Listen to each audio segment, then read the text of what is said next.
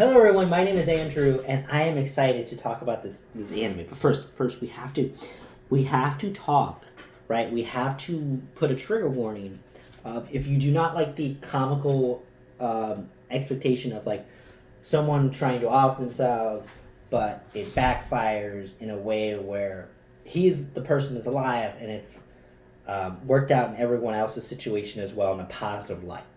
Okay, now that we've got that out of the way, right? No longer allowed in another world. I love this series so much. The thing is that I had read the chapters, and then there were no chapters to read. Right, I could not find any, and then a few months before the anime comes out, there starts to trickle in more of the actual manga. So I was super excited to see that we had an anime announced, and we had the mangas the chapters kind of rolling in. So I'm excited about that, right? Here's the thing. This is not just another, isekai anime or isekai anime where people are like, oh, it's the same thing. No. There's a twist.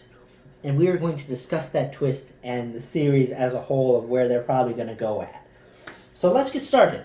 So we start off with two characters trying to off themselves until our buddy, our pal, Truck-san comes and just smacks them into another world.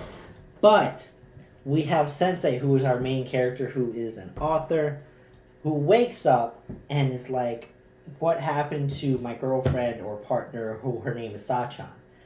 She's not there with him, but the priest Annette wakes him up and starts to explain, oh, you're in another world. We have this whole concept of, we need to have you save everybody and the Demon King and all that nonsense. Now she turns around to see if he's listening.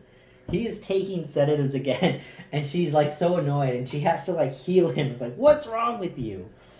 But it leads into, this is what's interesting about this show as well, is that he adamantly says things that are taken in the context of everything is not as black and white as it seems. And, he makes this whole speech which makes Annette question why she's doing her job anymore. Because there's a lot more other worlders than just Sensei.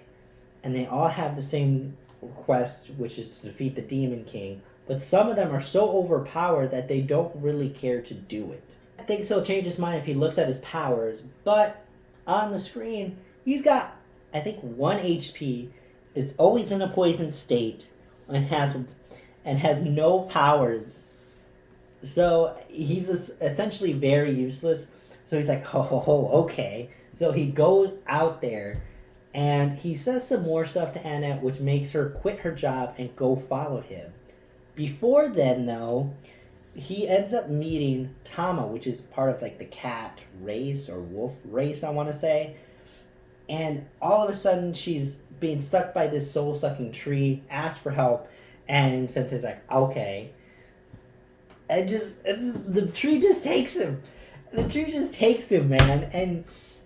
And the way that he's able to help is that the tree tries to suck his life and ends up sucking out the poison and dying.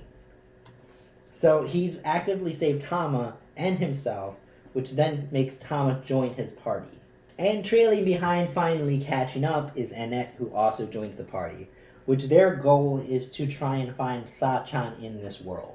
We meet up with Annette's friend, who's also a priest, and now we get more of the idea of the whole world, seeing how the other worlders are, and how the people of this world really dislike them because they abuse the economy, they're overly powered, and they tend to make things worse.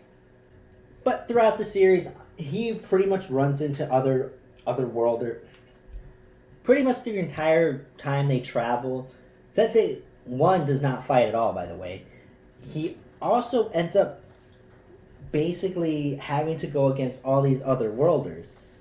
How does he do it? Usually it's through learning their backstory, and he ends up writing a story based on them. And his power suddenly realizes that he can write these stories and transports them back into their original world. After a while, we do get another companion named Nier. I think that's how you say it, Nier. N-I-R. Which I'm going to say is Nier, who is a boy from an orphanage who's out on his own trying to be a valiant hero. and ends up joining this party, and they're kind of going from place to place. We do get a lot more character depth episodes where we talk about more of Tama, who we go to her kingdom, and turns out she's, very high importance. Then we get into more of the background of like what's going on with her family, to then getting her a power up, because Sensei can also write stories about other people in that world and power them up. Each story is very interesting as well, because we put it as a way of like not everything is as black and white as it seems, and the whole thing of Sensei's viewpoint is that everything is not as black and white as it seems, and it's very interesting because we get to one episode, I will say, where there's a gambling thing. They're using the great tree. The other worlders are taking that, using that as profit and making people addicted and making gambling and all that. And there's a hero that sees things black and white, takes care of them, they run away, and it turns out that they were going to use the land as well now to abuse the tree, make profit, and pay the hero some money for them to protect him, or protect them, I should say. And it just shows that everything's not as black and white as it portrays to be, right? And it's throughout the whole manga and throughout the whole anime that you're going to see this happen.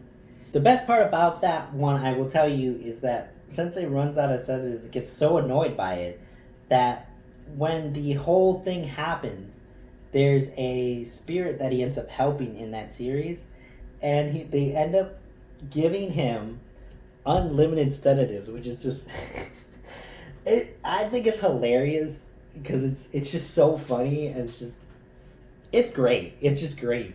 Also get another character a depth episode, like I said, with Nier, who goes back to his orphanage, overcomes his cowardness and stuff like that, as well as getting added protection to that orphanage. So to tell you where the series is probably going to go, it's going to go where he's still going to meet every so often the other worlders and send them back or power up other people in that series, as well as that we will see Sao-chan in this season, I will say.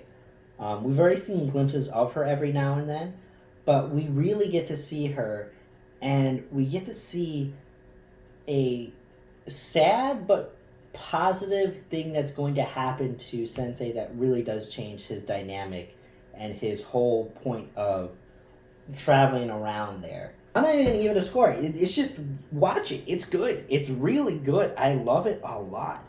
And it's very much like, I was very excited for Undead Unluck, let's say, for instance. But unlike that one, where it felt like every scene was too empty and too meh, this one feels good. For the animation it has, it feels nice. The colors are very vibrant and nice looking. The jokes are, they're so good. I love the jokes so much. The characters are good. They actually spend time to develop them instead of just like having things happen really quickly and not doing anything with them. The jokes are on par. The animation's good. The power sets are pretty funny. And just overall, it's so good. I wish people knew so much more about it because it's so good.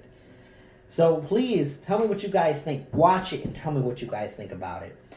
And remember to watch all my stuff, like the TikToks and the Instagrams and the Twitch, because I will be doing Twitch.